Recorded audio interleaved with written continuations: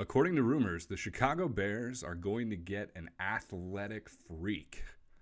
Hello, everyone. I'm Andy here with Chicago Bears React, bringing you all the Chicago Bears news you crave, both during the season and now in the off season. Before we get started, I'd like to invite you, as always, please take a moment, like, subscribe, turn on notifications, and make sure you don't miss any of the content that's going to be coming your way over the coming months. This is such an exciting time to be a Bears fan. We have so much to talk about, so much to dive into, and it all starts here. So today we're going to take a look at one of the more recent mock drafts that have come out, and this is coming from NFL.com's Daniel Jeremiah. Now, in the world of mock drafts, you always got to be careful who you're looking at because it's exciting to take a look at who different people think the Bears are going to get, but ultimately, a lot of these mock draft gurus are people who they might be good at looking at tape, as far as like the average football person goes, but they're not at the same level as the people who are actually in the scouting departments for a team like the Bears. Daniel Jeremiah is one of those people who is capable of scouting the way a front office would scout because he's done it. He's been somebody who's been in the NFL. He's been in NFL circles, and ultimately he has been a part of these evaluations for NFL franchises. He knows what he's doing, and so I trust him a lot when I see kind of his take on a player. And ultimately, in his mock draft, this is his first one that he's done actually, and it came out about 10 days ago. But he has the Bears, of course, taking Caleb Williams number 1. I think we have to get used to that. That's going to be the theme of this next couple of months. But for the number 9 pick, he has them taking Florida State defensive end Jared Verse. And this is an exciting player to me for a couple of reasons. One is this is an athletic freak. This is somebody who's probably at the combine going to run like a 4.5. So he's 6'4", 250 pounds. That's a big man running at a very quick pace. And so you think about putting him on the opposite end of Montez Sweat, and all of a sudden it's like, okay, which side are you running to? You're going to do a bootleg. Who are you running toward? Are you running toward the athletic freak, or are you running toward Montez Sweat, who's proven time and time again he's going to get after you? It's exciting to think about pairing those two kinds of things. Now, one thing I want to quick note before I continue on why I like Jared Verse. I can already hear some of the Bears fans saying, why isn't it a wide receiver? I know Bears fans want a wide receiver. They want another weapon. In the case of this mock draft, he has Marvin Harrison going 4, Rome Odunze going 5, Malik Neighbors going 6.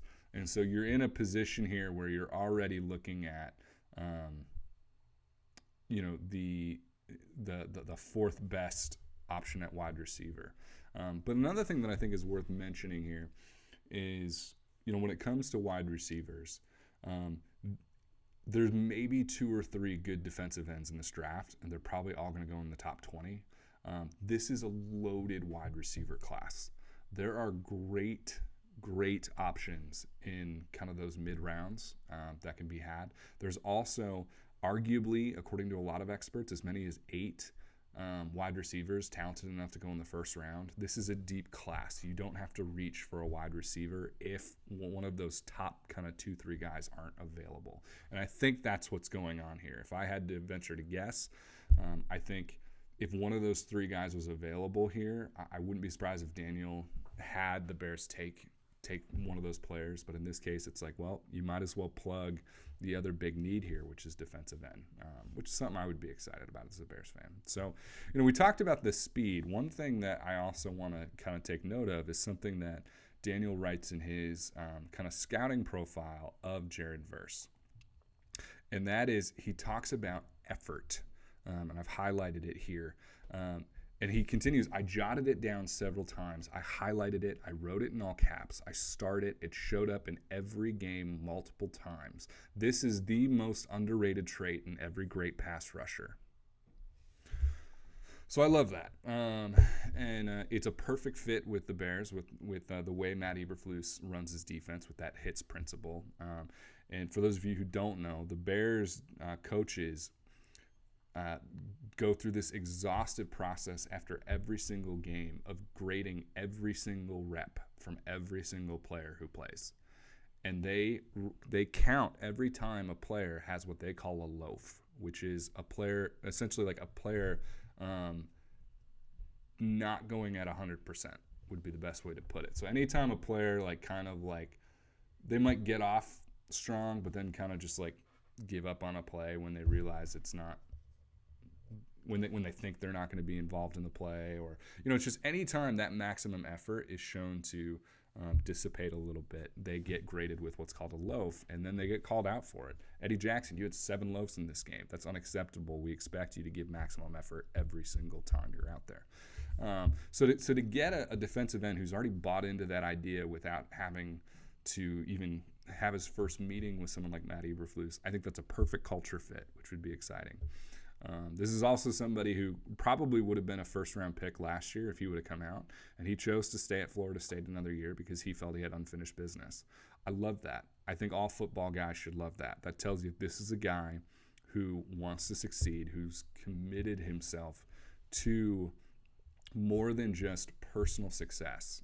This is a team player, somebody who buys into the vision of the coach and of the players around him. So, yeah, I love that fit in a lot of ways. And then finally, we see here, he mentions he reminds me of Ryan Kerrigan. So for those of you who don't remember Ryan Kerrigan had a terrific NFL career. We can kind of take a look here at some of his stats. He was essentially in Washington his whole career.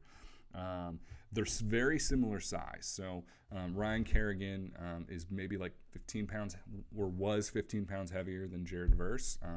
It's entirely possible by the time Jared Verse would finish going through an NFL training program, he could be that same size. It's difficult to know, but they play with a similar way. They have a similar kind of length. They have very similar skills. And so, like, you take a look at these stats here, and of course, what we're probably most interested in are these sack numbers. His first year, he had 7.5 sacks as a rookie, and then he broke 8 sacks every year over the next, 7 years? Yeah, the next 7 years, including multiple double-digit sacks. Now, these aren't like world-beating numbers, so no one's saying that. Daniel's not saying, by drafting Jared Verse, the Bears are getting somebody who's going to put up maybe 20 sacks at the peak of his career in a season.